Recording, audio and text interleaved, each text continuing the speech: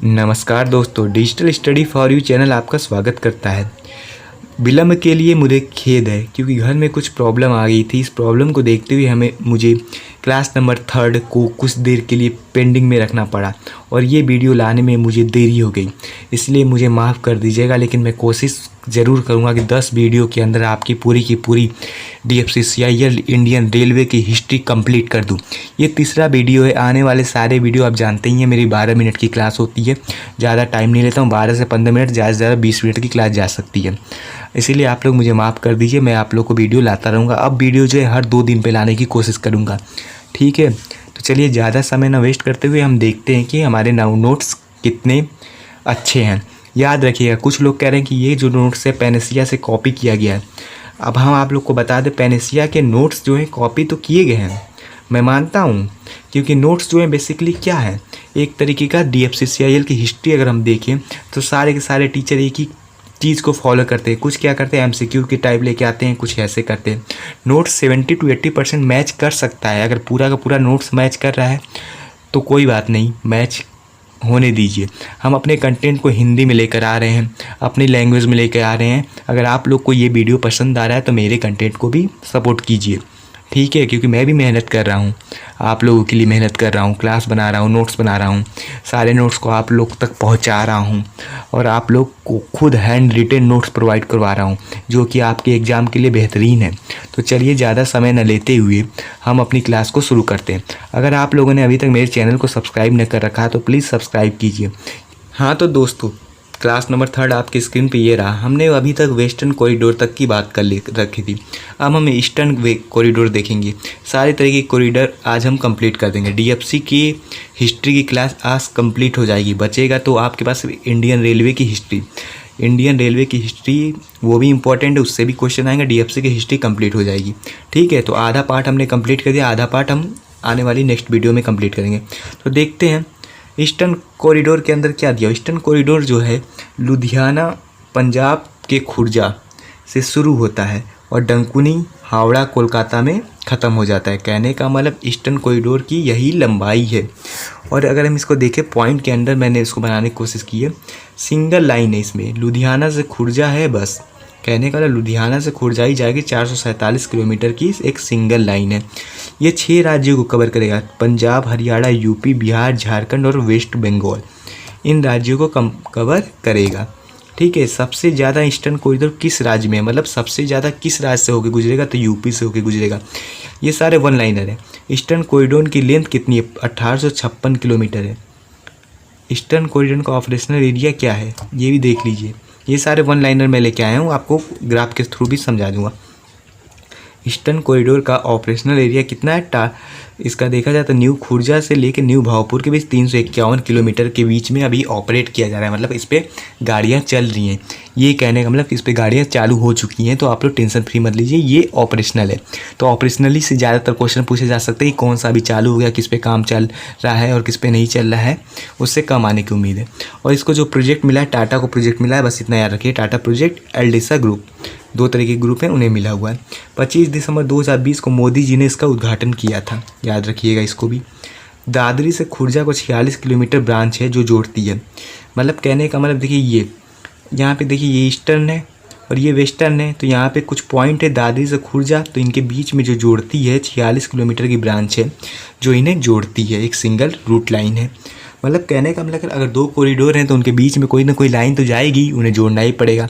तो इनके बीच में इन लाइनों को जोड़ दिया गया, ईस्टर्न और वेस्टर्न के बीच में लाइनों को जोड़ दिया गया है। तो चलिए देखते हैं नेक्स्ट क्लास की। और अपने नेक्स्ट क्लास आपकी स्क्रीन पे ये है, ठीक है।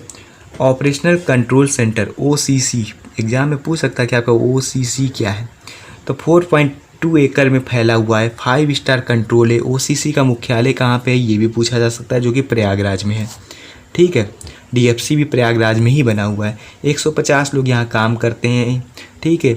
इसे एस्टम कंपनी ने बनाया था। कहने का मतलब प्रयागराज में जो OCC है उसे किसने बनाया था, एस्टम कंपनी ने बनाया था, ये भी आ सकता है।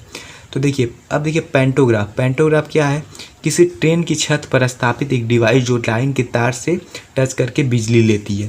कहने का मतलब अगर ट्रेन चल रही है तो ऊपर देखते होगे आपके पास एक तार है जो टच करता है एक लोहे से, ठीक है। तो वही पेंटोग्राफ है जो उसे टच करता है और ट्रेन को चलाता है। अब आप लोग देख लीजिए कुछ रोरो सर्विस है। रोरो सर्विसेज क्या है? रोरो सर्विस किन कॉरिडोर पर लगाई जा सकती है? रोरो सर्विस कहाँ पे लगाई गई है? वेस्टर्न कॉरिडोर पे लगाई गई है।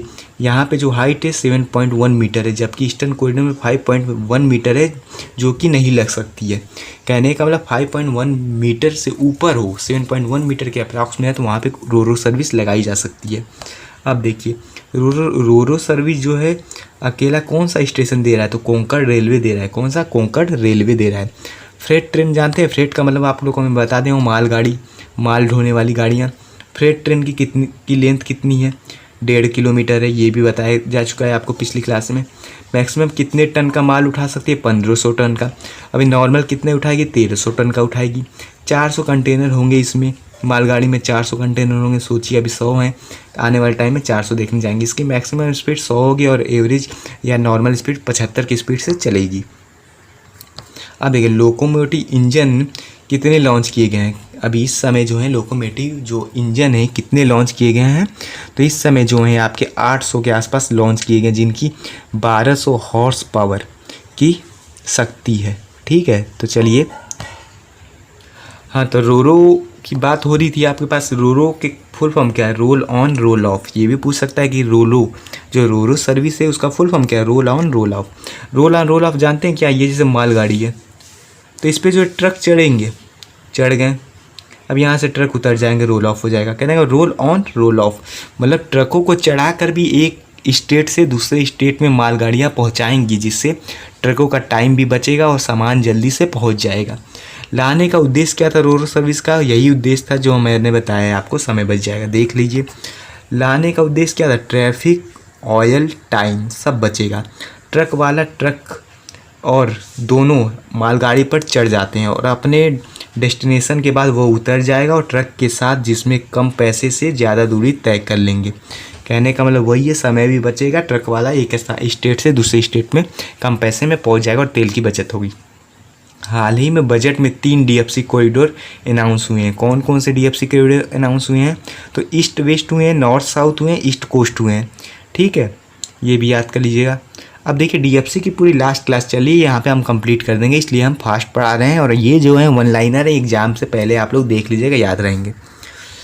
टोटल कितने कॉरिडोर हैं DFC में? तो 6 हैं, जो गोल्डन क्वाड्रिलेटर बना रहे हैं, मतलब 6 हैं। आपको पता है ये वेस्टर्न है, ये ईस्टर्न है, ये क्या है आपके पास? ये ईस्ट कोस्ट है, और ये वाला जो है आपके पास ईस्ट वेस्ट है, और यहाँ से एक है, यहाँ से एक है। कहने का मतलब हो गए क्वाड्रिलेटर।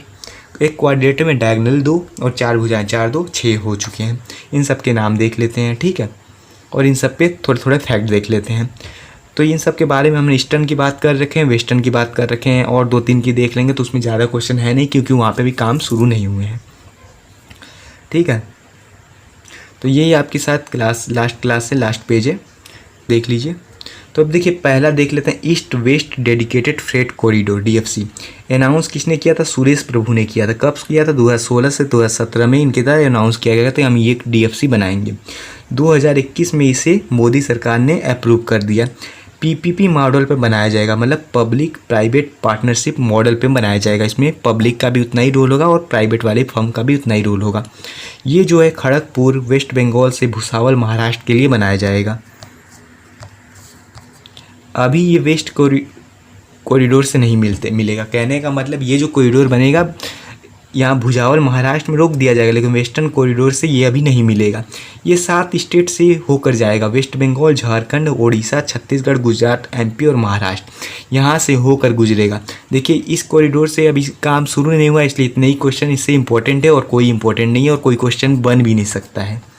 अब देख ले लास्ट कॉरिडोर बचा है जो नॉर्थ साउथ DFC, इसको सब कॉरिडोर बोलते हैं। ये इटारसी मध्य प्रदेश से विजयवाड़ा आंध्र प्रदेश की तरफ जाएगी।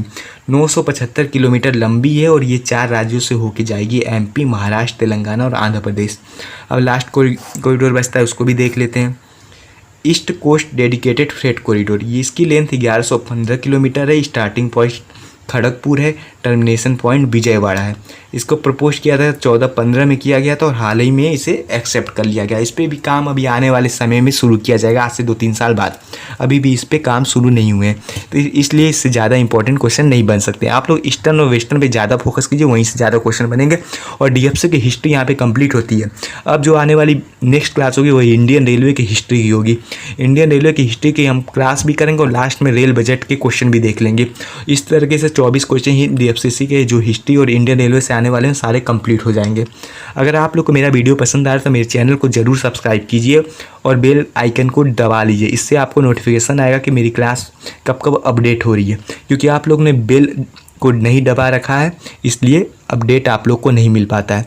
तो चलिए बाय, गुड नाइट। अगर आप लोग को मेरी चैनल अच्छा लगा लाइक ज़रूर कीजिए, अपने दोस्तों को भी सब्सक्राइब ज़रूर करवाइए और शेयर ज़रूर कीजिए। Bye, good night.